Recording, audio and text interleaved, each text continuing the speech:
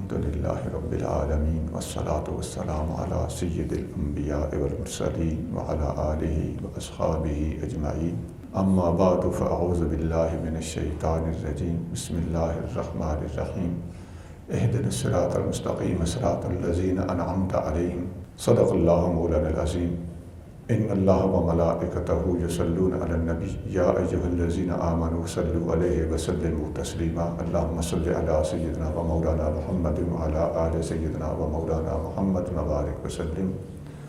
بزرگان محترم، برادران عزیز، آج ہمارا موضوع اللہ کا راستہ۔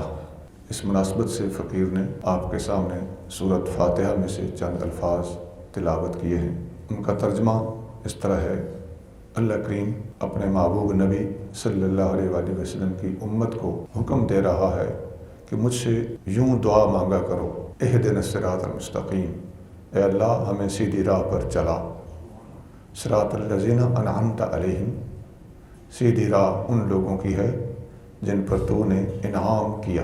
سیدھی راہ کے بارے میں قرآن شریف کے اندر خود بہت سی وضاحت موجود ہے۔ ایک جگہ پہ اللہ کریم ارشاد فرماتا ہے: ان ربی علی صراط مستقیم، بے شک اللہ تعالیٰ خود صراط مستقیم پر ہے۔ اللہ تعالیٰ کسی راہ پر چلتا نہیں ہے، وہ چلنے سے پاک ہے۔ اللہ تعالیٰ کا صراط مستقیم پر ہونا، اس کا معنی یہ ہے کہ صراط مستقیم پر چلنے والوں کو اللہ تعالیٰ اپنی طرف راہ دیتا ہے، یا اس کا معنی یہ ہے اللہ تعالیٰ کے احکام قرآن اور شریعت یہ بندے کو سیدھی راہ پر لے جاتے ہیں۔ یہ سورۃ ہود کی آیت نمبر 56 تھی، ان ربی علی صراط مستقیم۔ نبی کریم صلی اللہ علیہ وسلم کے بارے میں بھی اللہ تعالیٰ ایسے ہی لفظ استعمال فرماتا ہے: یاسین والقرآن الحکیم انک لمن المرسلین علی صراط مستقیم۔ اے محبوب، بلا شبہ آپ رسولوں میں سے ہیں اور سیدھی راہ پر ہیں۔ اللہ خود بھی سیدھی راہ پر یا سیدھی راہ پر چلنے والوں کو ملتا ہے،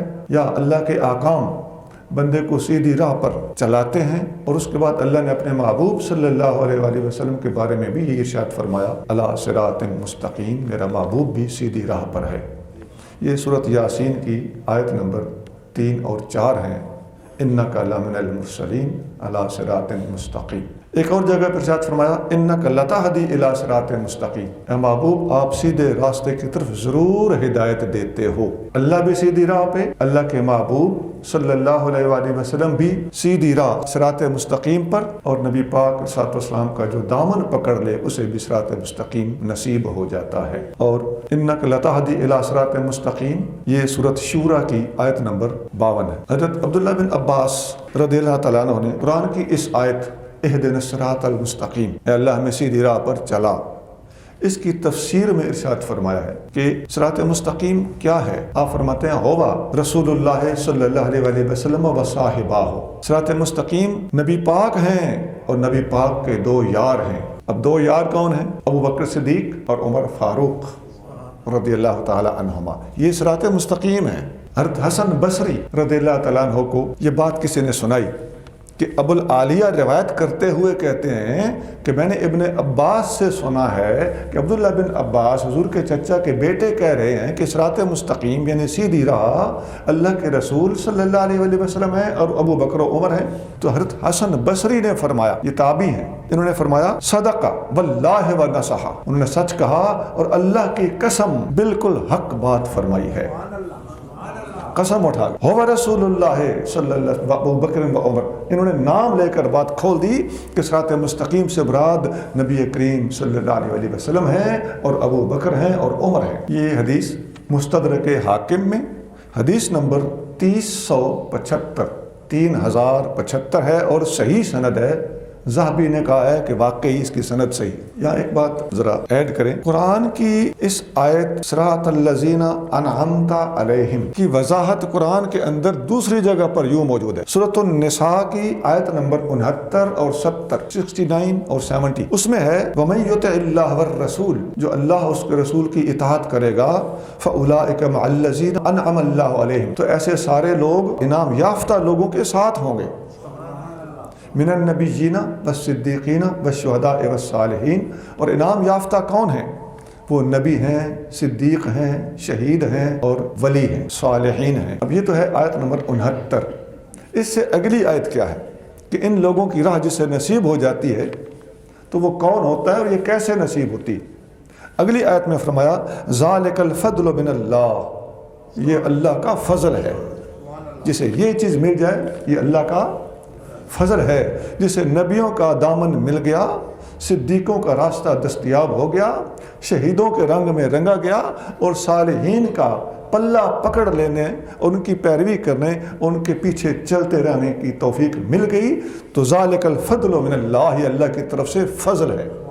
اور الفضل من اللہ کا مطلب ہے خاص فضل ہے۔ وَكَفَى بِاللَّهِ عَلِيمًا، اور اللہ تعالیٰ خوب سمجھتا ہے، خوب جانتا ہے۔ آیت نمبر 69 کے ساتھ آیت نمبر 70 کو بھی ساتھ رکھیں تو اللہ کے ان پیاروں کی پیروی کی اہمیت اور زیادہ واضح ہو۔ یہی آیت جو ہے یہ سورۃ النساء کی آیت نمبر 69، اس کی تفسیر میں حضرت عبداللہ بن عباس رضی اللہ تعالیٰ عنہ کے شاگرد حضرت اکرمہ، یہ تابعی ہیں اور بڑے جلیل القدر قرآن کے مفسر تابعی، کیونکہ حبر الامت اور افقہ الناس، سب سے بڑے فقیہ اور امت کے عالم، جن کو حضور نے امت کا عالم ہونے کا لقب دیا ہے، ان کے شاگرد ہیں۔ یہ ابن عباس سے پڑھے ہیں، اور ابن عباس انہیں پڑھاتے تھے، اکیلے بٹھا بٹھا کے پڑھاتے تھے، اور حضرت اکرمہ رضی اللہ تعالیٰ عنہ کو ابن عباس سزا بھی دیتے تھے نہ پڑھنے پر، حتیٰ کہ انہیں پلر سے بھی باندھ کے رکھتے تھے۔ تو اس قدر ماریں کھائی ہوئی ہیں اللہ کے پیاروں نے اللہ کے پیاروں سے۔ تو یہ بیان کرتے ہیں کہ النبیون ہا ہونا، اکرمہ فرما رہے کہ اس آیت میں نبیوں سے مراد کون ہے؟ کہتے ہیں اس میں سب سے پہلے نبی پاک محمد مصطفیٰ مراد ہے صلی اللہ علیہ وسلم۔ النبیون ہا ہونا محمد صلی اللہ علیہ وآلہ وسلم۔ بس صدیقون، اور صدیقوں سے مراد سب سے پہلے ابو بکر صدیق ہیں، اور والشہداء، اور شہیدوں سے مراد فرمایا عمر و عثمان و علی، عمر عثمان اور علی ہیں، اور والصالحون، اور ولیوں اور نیکوں سے کون مراد ہیں؟ فرمایا سائر الصحابہ، تمام کے تمام صحابہ کرام۔ صالحین سے مراد تمام کے تمام صحابہ کرام۔ یہاں اکرمہ کا فرمان مک جاتا ہے، مکمل ہو جاتا ہے۔ اب جس کے اندر تھوڑا سا بھی تحقیق کا ذوق شوق اور اللہ کا خوف موجود ہے، اس بات پہ ذرا غور کرے کہ آج ہمیں صحابہ نے، تابعین نے کس راہ پہ چلایا تھا، اور آج کچھ لوگ صراط مستقیم سے کس قدر بھٹک چکے ہیں کہ النبیین، صدیقین، شہداء اور صالحین سے مراد ہی انہوں نے نبی پاک صلی اللہ علیہ وآلہ وسلم لیے ہیں، ابو بکر صدیق مراد لیے ہیں، عمر عثمان اور علی اور تمام کے تمام صحابہ مراد لیے ہیں، اور یہاں آ کے فل سٹاپ لگا لیا۔ تو آپ چونکہ تابعی تھے، یہ بات میں کہہ دوں کہ آگے صالحین کا سلسلہ بند نہیں ہے، چونکہ حضرت اکرمہ تابعی ہیں اور ان سے اوپر صحابہ ہی تھے، اس لیے انہوں نے اپنے یا اپنے سے بعد والے لوگوں کی بات نہیں چھیڑی، اپنے سے سینئر لوگوں کا تذکرہ کرتے ہوئے یہاں تک بات کو مکمل کر دیا ہے۔ اکرمہ کا یہ قول کہاں لکھا ہوا ہے؟ تفسیر بغوی، بنیادی تفسیروں میں شمار ہوتی ہیں۔ امام بغوی خود اپنی سند کے مالک ہیں، خود محدث ہیں، وہ بیان فرماتے ہیں تفسیر بغوی جلد نمبر 1 صفحہ 559، اسی سورۃ النساء کی آیت نمبر 69 کی تفسیر بیان کرتے وقت حضرت اکرمہ کا یہ قول آپ بیان کرتے ہیں۔ اس کے بعد حضرت عبداللہ بن عباس رضی اللہ تعالیٰ عنہ، یہ انہی حضرت اکرمہ کے استاد ہیں، نبی کریم صلی اللہ علیہ وسلم کے سگے چچا کے بیٹے ہیں، صحابی بھی ہیں اور اہل بیت بھی ہیں، اور نبی کریم صلی اللہ علیہ وسلم نے ان کو امت کا بہترین عالم ہونے کا اعزاز بخشا۔ ان کے لیے حضور نے دعا فرمائی تھی اللہم علمہ الکتاب والحکمہ، اے اللہ ابن عباس کو قرآن کا اور حکمت کا علم سکھا۔ یہ ابن عباس فرماتے ہیں جب کوئی فیصلہ کرنا پڑے، کوئی تحقیق کرنی پڑے، تو سب سے پہلے مسئلے کو قرآن میں تلاش کرو۔ قرآن میں اگر مسئلے کا حل مل جائے تو فبہا، بہت بہتر۔ اگر قرآن میں مسئلے کا حل نہ ملے تو ابن عباس رضی اللہ تعالیٰ عنہ نے فرمایا کہ اس کے بعد نبی کریم صلی اللہ علیہ وآلہ وسلم کی سنت اور حدیث کے اندر مسئلے کا حل دیکھو، اور اگر حدیث و سنت کے اندر بھی مسئلے کا حل نہ ملے، اب سنیے ابن عباس فرماتے ہیں قرآن اور حدیث میں نہ ملے تو اب ابو بکر کے فیصلے اور عمر فاروق کے فیصلے میں دیکھو کہ انہوں نے کسی کیس کا فیصلہ کس طرح کیا تھا۔ فقد بما قضا بہ ابو بکر و عمر، اس طرح فیصلہ کرو جس طرح ابو بکر و عمر نے فیصلے کیے تھے۔ اب یہ ابن عباس بھی اس بات سے پتہ چلتا ہے کہ کس دور میں بیٹھ کر یہ بات کر رہے ہیں، یہ وہ دور تھا جب ابو بکر و عمر دنیا سے جا چکے تھے۔ فیصلے کرنے کے لیے اور صراط مستقیم کو سمجھنے کے لیے جو اوپر سے لائن عطا کی گئی ہے وہ سب سے پہلے قرآن ہے، پھر حدیث ہے، پھر ابو بکر ہے، پھر عمر ہے۔ اور یہ ابن عباس کا یہ قول، یہ فرمان صحیح سند کے ساتھ مستدرک حاکم میں موجود ہے اور حدیث نمبر 446 ہے۔ حضرت عبداللہ بن مسعود رضی اللہ تعالی عنہ، جنہیں نبی کریم صلی اللہ علیہ وسلم نے علم کا تھیلا قرار دیا ہے، بہت بڑی علمی شخصیت، اور صحابہ کرام میں علمی اعتبار سے ان کا پایہ بہت بلند ہے۔ جس طرح میں نے عرض کیا کہ ابن عباس کو نبی کریم صلی اللہ علیہ وسلم نے اس امت کا عالم قرار دیا ہے، حدیث کے اندر الفاظ ہیں۔ اسی طرح عبداللہ بن مسعود رضی اللہ تعالیٰ عنہ کے بارے میں نبی کریم صلی اللہ علیہ وسلم فرماتے ہیں کہ عبداللہ بن مسعود قرآن کی جو تفسیر بیان کرے اور میری امت کو جس طرح قرآن پڑھائے، میں محمد اس پر راضی ہوں صلی اللہ علیہ وسلم۔ یہ بھی مستدرک حاکم میں نبی پاک کا فرمان ابن مسعود کی شان میں موجود ہے، اور ابن مسعود کو نبی کریم صلی اللہ علیہ وسلم نے اجازت دی ہوئی تھی کہ میری امت کو قرآن پڑھایا کرو۔ حضور کے زمانے میں یہ بات نوٹ کرنے کے قابل ہے، نبی پاک کے زمانے میں ابن مسعود صحابہ کرام کو قرآن پڑھایا کرتے تھے۔ جیسے بعض لائق شاگرد ہوتے ہیں نا، تو ان کو باقی کلاس کے اوپر مانیٹرنگ عطا کر دی جاتی ہے۔ آقا صلی اللہ علیہ وسلم نے ان کو باقی صحابہ کرام پر علم سیکھنے سکھانے کے لیے اور قرآن پڑھانے کے لیے یہ عہدہ دیا ہوا تھا، اور حضور کا یہ فرمان بخاری میں موجود ہے، استقرئ القرآن من 4 4 صحابیوں سے قرآن سیکھو۔ آقا نے سب سے پہلے عبداللہ بن مسعود کا نام لیا۔ ابن مسعود رضی اللہ تعالیٰ عنہ کیا فرما رہے ہیں؟ یہ میں ابن عباس کی اہمیت اور شان بیان کر کے پھر ان کا قول بیان کر رہا ہوں کہ شاید کہ اتر جائے تیرے من میں میری بات۔ اسی طرح ابن مسعود کی شان اور اہمیت بیان کر کے اب ان کا فیصلہ بتا رہا ہوں۔ ابن مسعود فرماتے ہیں کہ مسئلہ قرآن میں دیکھو، قرآن میں نہ ملے تو حدیث میں دیکھو، حدیث میں نہ ملے تو فَلْيَقْضِ بِمَا قَضَىٰ بِهِ الصَّالِحُونَ، جس طرح ہم سے پہلے صالحین نے فیصلے کیے ہیں ان کے مطابق فیصلے کرو۔ اب ابن مسعود سے پہلے کون سے صالحین تھے؟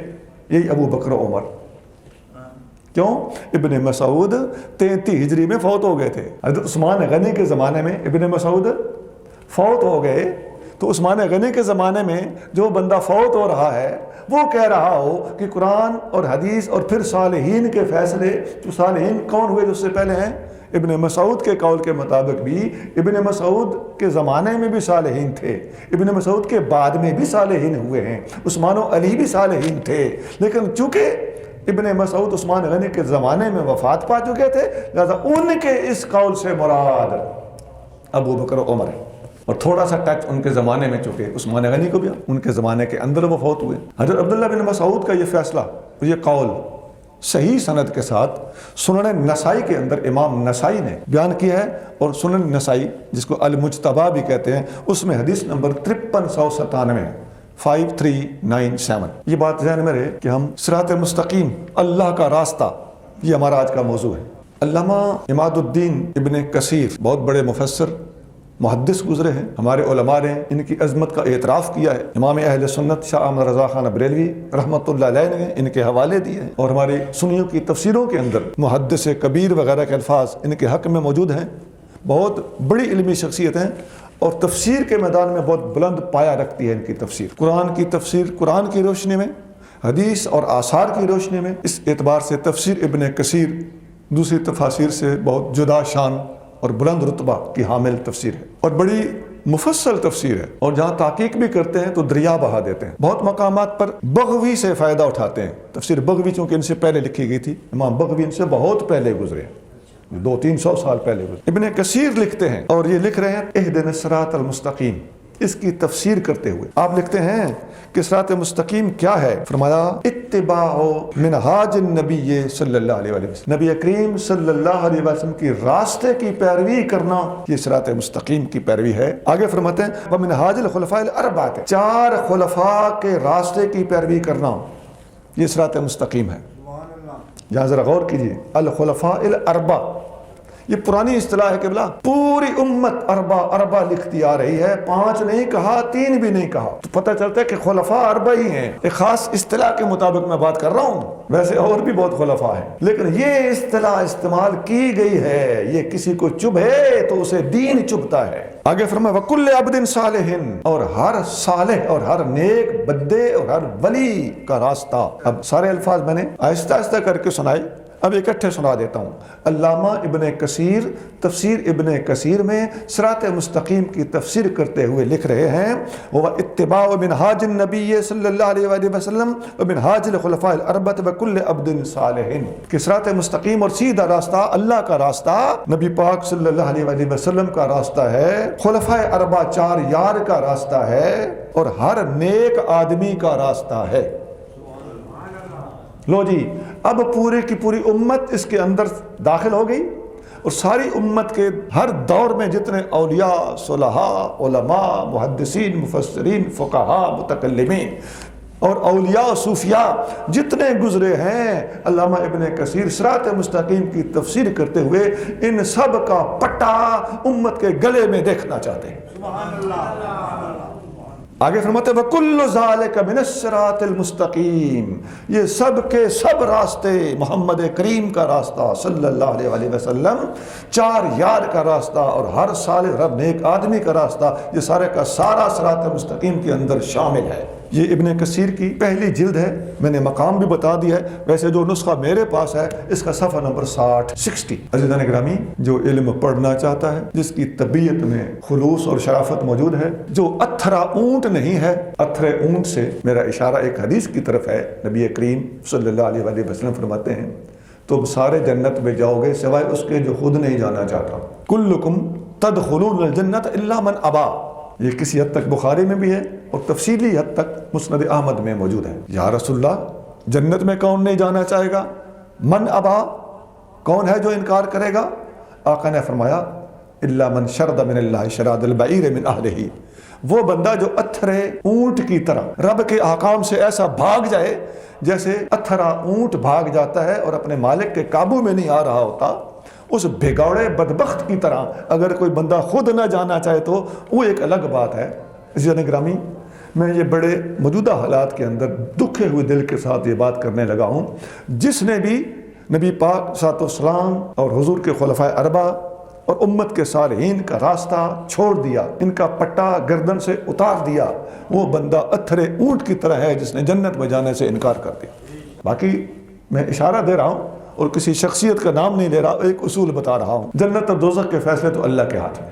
اس کے بعد اسی آیت کی تفسیر میں یہ جو سورت نساء کی آیت نمبر 69 میں نے بتائی، سورت فاتحہ نے کہا ہے یا اللہ ہمیں سیدھی راہ پر چلا اور انعام یافتہ لوگوں کی راہ پر چلا. اور انعام یافتہ لوگ جو گنے گئے ہیں قرآن کے اندر، وہ سورت نساء کی آیت نمبر 69 میں گن کے بتائے گئے ہیں کہ وہ نبی ہیں، صدیق ہیں، شہید ہیں اور صالحین ہیں. تو یہ جو 4 قسم کے اور 4 طبقات والے لوگ ہیں، ان میں سے ایک تو بات یہ یاد رکھیں کہ اللہ پاک جل شانہ نے یہ جو 4 طبقے گنوائے ہیں جن کی راہ پر ہم نے چلنا ہے، ان میں اگر آپ غور کریں تو ان میں لفظ امام موجود نہیں ہے. نبی، صدیق، شہید اور صالح. تو امام جو ایک مخصوص طبقہ اپنی مخصوص بولی اور اصطلاح اور ٹرمینالوجی میں اماموں کا لفظ استعمال کرتا ہے، یہ ان کے لیے قابل غور بات ہے. یا وہ اگر غور نہ بھی کرے اور تو کرنا بھی نہیں چاہتے، تو کم از کم اہل حق کے لیے ضرور قابل غور نکتہ ہے کہ ان 4 قسم کے طبقات میں امام کا لفظ بھی نہیں ہے، اور امام کا لفظ 5ویں طبقے کے طور پر بھی اس جگہ پر بیان نہیں کیا گیا. اگرچہ جن ہستیوں کو وہ لوگ امام مانتے ہیں، ہمارے نزدیک وہ اللہ کے پیارے ہیں، وہ صدیقوں میں بھی شامل ہو سکتے ہیں، شہیدوں میں بھی شامل ہو سکتے ہیں، صالحین میں بھی شامل ہو سکتے ہیں. تو یہ بات واضح ہو گئی کہ ان کی عظمت ہمیں تسلیم ہے. سوال ہمارا ان کی عظمت کے بارے میں نہیں ہے، ہمارا سوال یہ ہے کہ نام امام، لفظ امام یہاں نہیں بولا گیا، بلکہ نبی، صدیق، شہید اور صالحین بولا گیا ہے. اس سے پتہ چلتا ہے کہ اصطلاحات اور بولیاں استعمال کرنے کے حوالے سے وہی راستہ ٹھیک ہے جو سنیوں نے اختیار کیا ہوا. ان لوگوں کی اصطلاحات خود ساختہ اور گھڑی ہوئی اصطلاحات ہیں، اور کہیں امام کا لفظ آ جائے تو اس کو فوراً اپنے مفہوم کے اندر ڈھالنے کی کوشش کرتے ہیں. حالانکہ امام کے لفظ کے کچھ لغوی معنی بھی ہیں، لیکن ہمارا جو سوال ہے وہ اس اصطلاح پر ہے، جبکہ اسلام کے اندر جو اصطلاحات رائج ہیں وہ یہی اصطلاحات۔ ضمنی نکتہ تھا یہ، اس کو میں نے واضح کر دیا۔ اب آگے چلیے، یہی جو 4 طبقے گن کے سنائے گئے ہیں، ان کے بارے میں حضرت مجدد الفسانی شیخ احمد سرہندی فاروقی رحمۃ اللہ علیہ، بہت بڑی شخصیت، بہت بڑے ولی گزرے ہیں، اللہ تعالیٰ کی معرفت کے اندر اتنے گہرے ہیں کہ 12 سال تک اللہ تعالیٰ کی توحید اور اس کی وحدت کے سمندر کے اندر ڈوبے رہے، اور ایک اللہ کے سوا کسی کی طرف ملتفت نہیں ہوتے تھے۔ اتنی گہری شخصیت ہے، اب میں اس کی زیادہ تفصیل نہیں بتا سکتا۔ حضرت مجدد الفسانی کے ایک خلیفہ ہیں حضرت خالد نقشبندی رحمۃ اللہ علیہ، تو حضرت خالد آپ فرماتے ہیں، روح المعانی میں علامہ سید محمود آلوسی رحمۃ اللہ علیہ نے ان کا یہ قول نقل کیا۔ حضرت خالد نقشبندی فرماتے ہیں کہ اس آیت میں نبیوں کے کتب ہمارے نبی کریم صلی اللہ علیہ وآلہ وسلم ہیں، پھر فرماتے ہیں صدیقین کے کتب سیدنا ابو بکر صدیق ہیں۔ مطلب کیا ہوا؟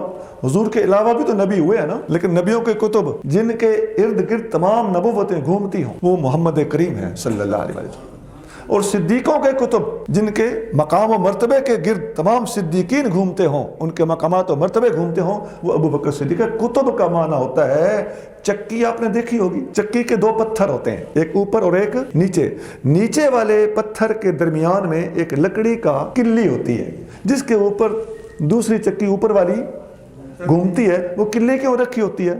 تاکہ اوپر والا پتھر تھڑک نہ جائے، سجے کھبے نہ ہو۔ تو وہ جو بیچ میں لکڑی کی کلی ہوتی ہے، عربی میں اس کلی کو کتب کہتے ہیں۔ تو جس کے اوپر دار و مدار ہو اسے کتب کہا جاتا ہے۔ اس لیے میں کہہ رہا ہوں کہ نبوتیں حضور کی عظمت کے گرد گھومتی ہیں، اور صداقتیں صدیق اکبر کی عظمت کے اور ان کے مقام و مرتبے کے گرد گھومتی ہیں، کیونکہ وہ ان کے کتب ہیں۔ حضرت خالد نقشبندی ان کو کتب کہہ رہے ہیں۔ آگے فرماتے ہیں شہیدوں کے سردار عمر فاروق ہیں۔ شہیدوں کے کتب کون ہیں؟ عمر فاروق۔ آگے فرماتے ہیں صالحین، ولیوں کے کتب کون ہیں؟ فرماتے ہیں ولیوں کے کتب حضرت علی المرتضیٰ ہیں رضی اللہ تعالیٰ عنہ۔ یہاں پھر خود سوال اٹھاتے ہیں حضرت خالد نقشبندی، اصل میں پاس ایک شاگرد تھا، اس نے سوال اٹھا آپ پر کہ حضور آپ نے نبیوں کے کتب نبی کریم صلی اللہ علیہ وآلہ وسلم کا نام لیا، صدیقوں کے کتب ابو بکر صدیق، شہیدوں کے کتب عمر فاروق، ولیوں کے کتب علی المرتضیٰ، عثمان غنی کا تو ذکر نہیں کیا۔ انہوں نے فرمایا شہیدوں کی کتبیت کے ساتھ عثمان غنی بھی عمر فاروق کے ساتھ شامل ہیں، اور عثمان غنی ولیوں کی کتبیت کے حوالے سے حضرت علی المرتضیٰ کے ساتھ بھی شامل ہیں۔ عثمان غنی عمر فاروق اور علی المرتضیٰ کے درمیان ہے، ادھر شہیدوں کی کتبیت میں بھی ان کا حصہ ہے، ادھر ولیوں کی کتبیت میں بھی ان کا حصہ ہے۔ اسی لیے ظاہری طور پر تو وہ حضور کی 2 شہزادیوں کے شوہر ہونے کی وجہ سے ذو النورین ہیں، لیکن روحانی طور پر شہیدوں کے کتبیت میں حصے دار ہونے اور صالحین کی کتبیت میں بھی شامل ہونے کے حوالے سے ان کو ذو النورین کہا جاتا ہے، کیونکہ یہ دونوں نور شہیدوں اور ولیوں والے ان کے بیک وقت ان کے پاس موجود ہیں اور انہیں میسر ہیں۔ اس کے بعد اللہ تعالیٰ جل شانہ نے قرآن شریف کے اندر سورۃ النساء میں آیت نمبر 115 کے اندر ارشاد فرمایا وَمَن يُشَاقِقِ الرَّسُولَ مِن بَعْدِ مَا تَبَيَّنَ لَهُ الْهُدَىٰ، جو رسول کی نافرمانی کرے گا ہدایت واضح ہو جانے کے بعد، وَيَتَّبِعْ غَيْرَ سَبِيلِ الْمُؤْمِنِينَ، جو مومنوں کی راہ سے ہٹے گا، نُوَلِّهِ مَا تَوَلَّىٰ، وہ جدھر جاتا ہے ہم اس کو جانے دیں گے، وَنُصْلِهِ جَهَنَّمَ، ہم اسے جہنم میں ڈالیں گے، وساءت مصیرا، اور جہنم ایک برا ٹھکانہ ہے۔ اس آیت میں کیا فرمایا گیا؟ وَيَتَّبِعْ غَيْرَ سَبِيلِ الْمُؤْمِنِينَ، ہم پیچھے سے کیا پڑھتے چلے آ رہے ہیں؟ اهْدِنَا الصِّرَاطَ الْمُسْتَقِيمَ صِرَاطَ الَّذِينَ أَنْعَمْتَ عَلَيْهِمْ، یا اللہ ان لوگوں کی راہ پہ چلانا جن پر تیرا انعام ہوا۔ تو انعام یافتہ لوگوں کی راہ پر چلنا، تو اس کی وضاحت کیا ہوئی؟ خود قرآن کے اندر وَيَتَّبِعْ غَيْرَ سَبِيلِ الْمُؤْمِنِينَ، مومنوں کی راہ سے ہٹنا۔ اب ذرا وہ بات جوڑے نا یہاں پر جو علامہ ابن کثیر نے فرمائی تھی، تو آپ کو بات سمجھ آ جائے گی کہ ابن کثیر کی بات قرآن کے عین مطابق ہے۔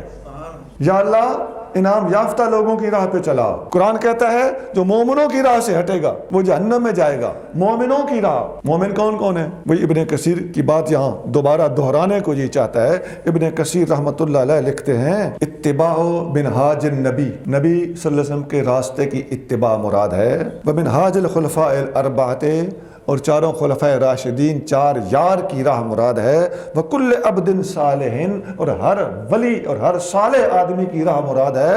وَكُلُّ ذَلِكَ مِنَ الصِّرَاطِ الْمُسْتَقِيمِ، رسول اللہ کا راستہ، 4 یار کا راستہ اور امت کے تمام صالحین کا راستہ صراط مستقیم کا راستہ ہے۔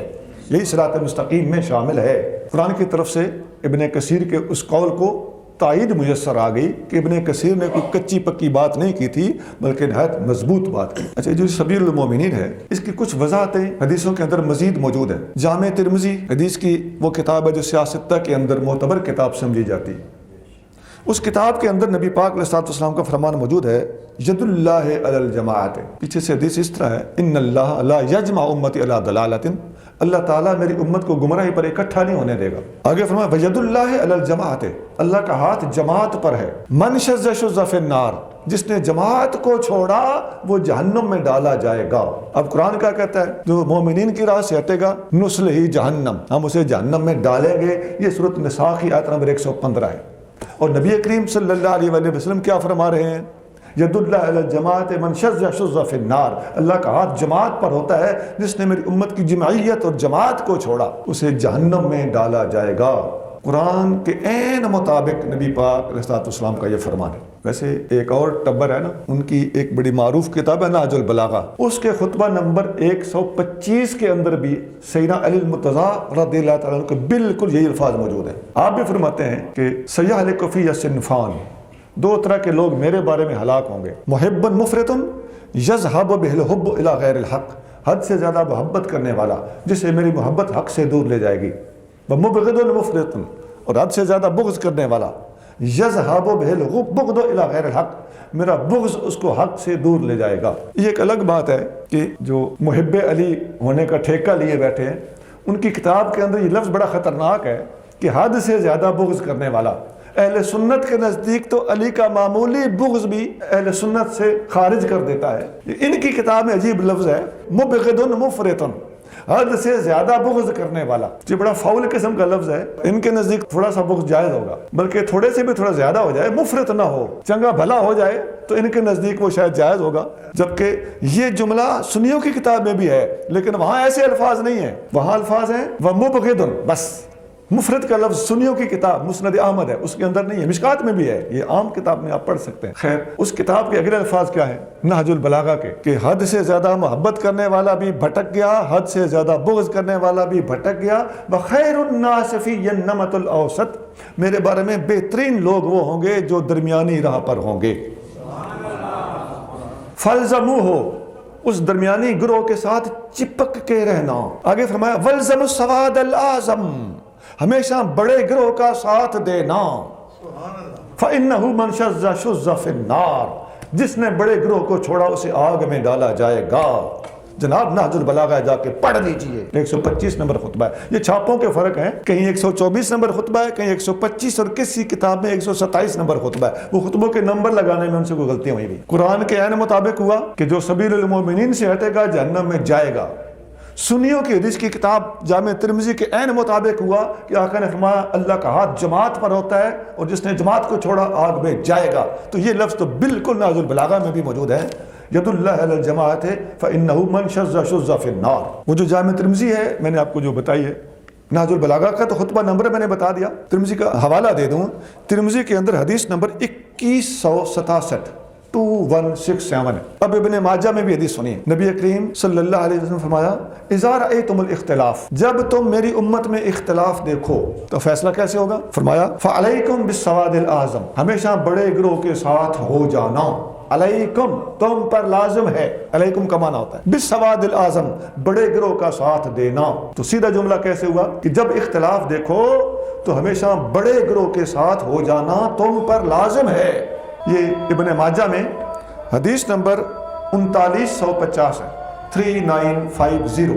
یہ میں نے آپ کو بالترتیب اختلاف کی صورت میں امت میں کیا راستہ اختیار کرنا ہے، میں نے قرآن سے سبیل المومنین والے آیت سے، بلکہ پیچھے سے بھی آپ کو یاد ہوگا اہدنا الصراط المستقیم والی آیت سے بات چلی تھی، اس کی میں نے مکمل ڈیٹیل آپ کے سامنے رکھی ہے، اور قرآن کی آیت سبیل المومنین سے بھی میں نے آپ کے سامنے استدلال رکھا ہے، اور استدلال بھی نہیں بلکہ تشریحات ہیں۔ اسی طرح بہت سی حدیثیں آپ کے سامنے اور نہج البلاغہ کا جملہ آپ کے سامنے رکھا ہے۔ اب قرآن کی ایک اور آیت ہے، اللہ کریم جل شانہ فرماتا ہے وَأَنَّ هَذَا صِرَاطِي مُسْتَقِيمًا، اور یہ ہے میرا سیدھا راستہ، فَاتَّبِعُوهُ، اس کی پیروی کرو، وَلَا تَتَّبِعُوا السُّبُلَ، اور بہت سے متفرق راستوں کے پیچھے نہ پڑنا، فَتَفَرَّقَ بِكُمْ عَنْ سَبِيلِهِ، ورنہ یہ بہت سے راستوں پر بکھر جانا تمہیں اللہ کی راہ سے ہٹا دے گا۔ یہ قرآن کی آیت ہے، سورۃ الانعام کی آیت نمبر 153 ہے، 153۔ یہ آیت نبی کریم صلی اللہ علیہ وآلہ وسلم نے پڑھ کے حدیث بیان فرمائی۔ وہ لوگ بھی یہاں سمجھ لیں جو کہتے ہیں کہ حدیثیں قرآن کی تفسیر میں نہیں آئیں، بے شمار حدیثیں ایسی ہیں کہ آقا نے قرآن پڑھ پڑھ کے حدیث بیان فرمائی۔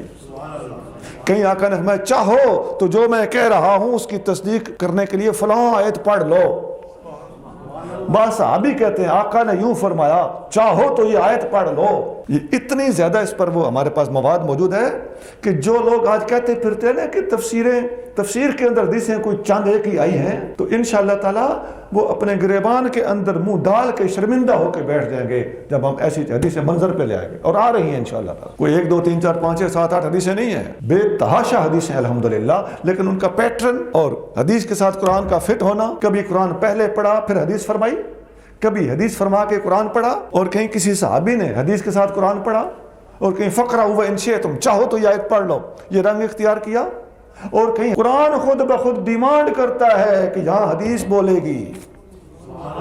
قرآن کا انداز ہی ایسا ہوتا ہے، اس آیت کا اقتضاء ہوتا ہے کہ اس کے پیچھے کوئی بات تھی، وہ کیا تھی، وہ حدیث کے سوا مسئلہ حل ہی نہیں ہوتا۔ تو خیر میں جدھر جانا چاہتا ہوں میں موضوع سے زیادہ دور نہیں گیا۔ عزیزان گرامی، یہ جو آیت ہے آقا صلی اللہ علیہ وآلہ وسلم نے اس آیت کی تفسیر میں ارشاد فرمایا، زمین کے اوپر آقا نے انگلی مبارک سے خط کھینچا تو فرمایا کہ یہ اللہ کا راستہ ہے، ھذا صراط اللہ۔ وہ یہی آیت اللہ فرما رہا ہے کہ ھذا صراطی مستقیما، یہ میرا سیدھا راستہ ہے، اس کی پیروی کرو اور دوسرے چھوٹے چھوٹے راستوں کی پیروی نہ کرو، ورنہ یہ چھوٹے راستوں کی پیروی تمہیں اللہ کے راستے سے دور کر دے گی۔ وہ بڑا راستہ حق، چھوٹے راستے غلط، وہی سبیل المومنین والی آیت جو پچھلی ساری ڈیٹیل آپ سن کے آ رہے ہیں، اس کو ذرا ذہن میں رکھیے۔ میں یہ بات کہتا رہتا ہوں، میں آج پھر کہوں گا کہ جس کی طبیعت کے اندر دین کو سمجھنے کے لیے شرافت موجود ہے، انشاءاللہ تعالیٰ اس بندے کو یہ باتیں ضرور اپیل کریں گے، اور جو اتھرا اونٹ ہے ہمیں اس سے کوئی سروکار نہیں، لِأَنَّهُ أَبَى أَن يَدْخُلَ فِي الْجَنَّةِ، ایسے لوگوں نے خود جنت میں جانے سے انکار کیا ہو۔ تو آقا صلی اللہ علیہ وسلم نے وہ لکیر کھینچی، اس کے دائیں بائیں چھوٹی چھوٹی لکیریں کھینچی، اور اس بڑی لکیر کے بارے میں فرمایا یہ اللہ کا راستہ ہے،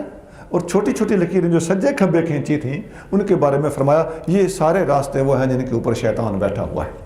پھر آ کر یہ آیت پڑھی، یہ جو آیت، تو یہ حدیث مسند احمد میں صحیح سند کے ساتھ موجود ہے۔ جتنی گفتگو آج آپ نے سنی ہے، اس ساری گفتگو کا خلاصہ کیا نکلا، اللہ کا راستہ کیا ہے، صراط مستقیم کیا ہے، اس امت کے پاس ایک لگی بندی لائن اور قیامت تک اڈاپٹ کیے رکھنے کا محفوظ ترین راستہ وہ کون سا ہے۔ قرآن قادیانی بھی استدلال کرتے ہیں، قرآن سے منکرین حدیث بھی استدلال کرتے ہیں، شرعی قرآن و سنت سے اس قسم کے دلائل سے ہی مستشرقین بھی استدلال کرتے پھرتے ہیں، منکرین اجماع روافض اور خوارج بھی قرآن و سنت سے استدلال کرنے کا دعویٰ رکھتے ہیں۔ تو بھٹکتے کہاں ہیں؟ زیادہ تر لوگوں کو جو بھٹک لگی، میں لفظ زیادہ تر بول رہا ہوں، تقریباً میکسیمم لوگوں کو جو بھٹک لگی ہوئی ہے وہ اجماع اور جمہور کو چھوڑ کے بھٹک لگی ہوئی ہے۔ اور میرے عزیز، ہمارے پاس ہدایت کا قیامت تک لے کے چلنے والا مین راستہ قرآن، حدیث، اجماع اور جمہور کا راستہ ہے۔ قرآن، حدیث، اجماع اور جمہور،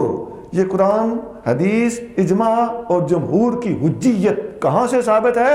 یہ وہی ہے جو پچھلا پون گھنٹہ میں نے آپ کے سامنے ساری گفتگو کی ہے۔ فقیر نے دلائل سے آپ کے سامنے ثابت کیا ہے، اور بڑی تصریحات کے ساتھ، میں نے کھینچا تانی نہیں کی، میں نے صاف صاف لفظ آپ کو دکھائے کہ یہ پٹا اگر گردن سے اتار دیا یا اس کے علاوہ کسی کے انفرادی قول کے اوپر تنقید کرتے ہوئے اسلام پر کیچڑ اچھال دیا کہ ایک بندہ غلط ہے تو سارے غلط ہیں۔